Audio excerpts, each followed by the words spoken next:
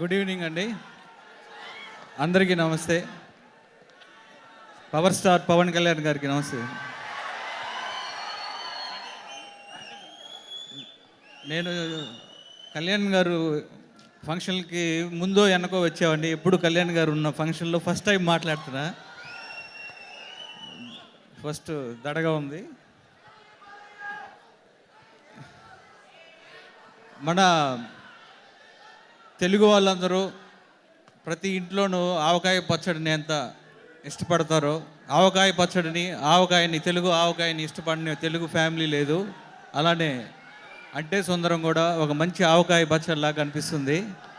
ప్రతి ఫ్యామిలీ కూడా ఈ సినిమాని ఎంజాయ్ చేస్తారని టీజర్ చూసినప్పుడు, ట్రైలర్ చూసినప్పుడు నాకు ఒక మంచి పచ్చడిని ఒక వివేకాత్రేయ కలిపి నాని గారి చేత, నజరియా, మిగతా ఫ్యామిలీ అందరి చేత చేయించారు. ఈ సినిమా పెద్ద హిట్ అవ్వాలని మనస్ఫూర్తిగా కోరుకుంటున్నా. అలానే మా నిర్మాతలు మైత్రి మూవీస్ నవీన్ గారు, రవి గారు, అలా చెర్రీ గారు, వీళ్ళందరికీ ఈ సినిమా మంచి హిట్ అయ్యి అందరికీ పెద్ద పేరు తీసుకురావాలి, మంచి డబ్బులు తీసుకురావాలని మనస్ఫూర్తిగా కోరుకుంటూ టీం అందరికీ ఆల్ ద బెస్ట్ చెప్తూ థ్యాంక్ యూ. బాగా సక్సెస్ అవ్వాలి, మళ్ళీ సక్సెస్ ఫంక్షన్ పెట్టాలి, దానికి నన్ను యాంకర్గా పెట్టాలి. Thank you sir. And Harish Shankar గారు, కమాన్. Good evening. ముందుగా ఒక నిమిషం, అభిమానులందరికీ నమస్కారం.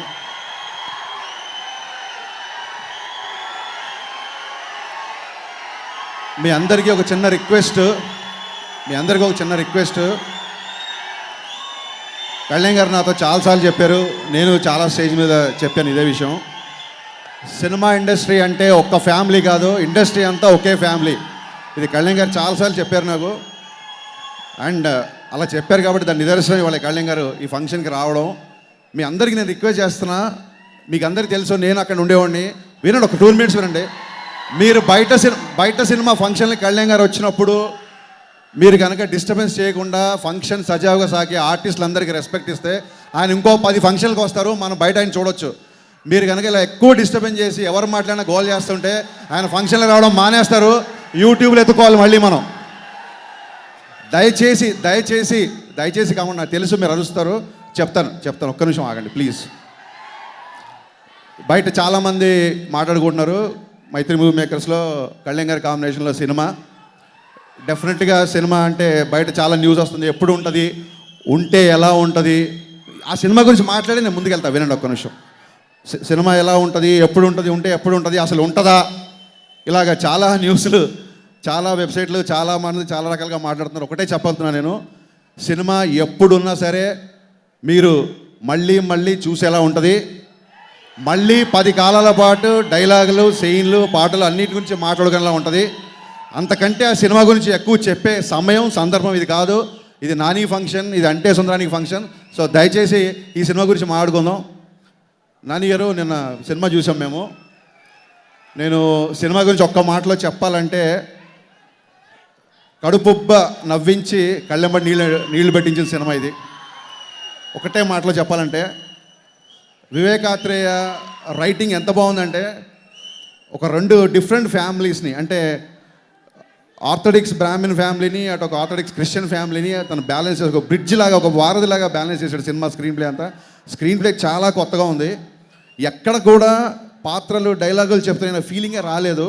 అంటే ప్రతి పాత్ర ఏ డైలాగ్ చెప్తే బాగుంటుంది ప్రతి రైటర్కి తెలుసు. కానీ వివేక్ స్పెషాలిటీ ఏంటంటే ఏ పాత్ర ఏం మాట్లాడకూడదో కూడా తనకి తెలుసు. సో ఎక్కడ లాంగ్వేజ్ మీద కంట్రోల్ ఉందో, ఎక్కడ పట్టుందో అని మన సినిమా చూస్తే చాలా ఈజీగా తెలుస్తుంది. అండ్ నానికి నరేష్కి మధ్య డిస్కషన్స్ చూసినప్పుడైతే నాకు నిజంగా నేను మా ఫాదర్తో ఆర్గ్యూ చేసిన సందర్భాలు చాలా గుర్తొచ్చాయి. ఒక ఆర్థోడాక్స్ బ్రాహ్మిన్ ఫ్యామిలీలో ఉండే ఆ 2 జనరేషన్ మధ్య ఉండే స్ట్రగుల్ని చాలా చాలా చాలా ట్రాన్స్పరెంట్గా, చాలా పద్ధతిగా చూపించాడు. అండ్ నాని బయటకు వచ్చిన తర్వాత వివేక్తో మాట్లాడతాను నేను, సుందరం ఆ సీన్ బాగా చేశాడు, సుందరం ఈ సీన్ బాగా చేశాడు, సుందరం అంటాను తప్ప నాని అనే పేరు మర్చిపోయా. Basically that's the biggest compliment for you. Any character పేరు గుర్తుపెట్టుకోవడం కంటే అంతకంటే పెద్ద కాంప్లిమెంట్ ఉండదు. నాకు అనిపించింది అంత స్ట్రగుల్ని కామెడీలో మిక్స్ చేసి చెప్పడం అనేది వివేక్, ఇట్స్ ఫంటాస్టిక్.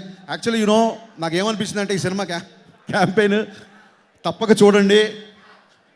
నలిగిపోయే పాత్రలో నాని, నజరియా, నలిపేసే పాత్రలో నరేష్ గారు, నదియా గారు. యాక్చువల్లీ ఇలాగ చెప్పొచ్చు ఈ సినిమా గురించి. మిగతా ఆర్టిస్టులు అందరూ చాలా బాగా చేశారు. కాకపోతే ఏదో నా అలాగ ప్రాస కుదిరింది కాబట్టి అది చెప్పాను నేను. బామ్మగారు దయచేసి ఇండస్ట్రీకి మీ పేరు చెప్పకండి.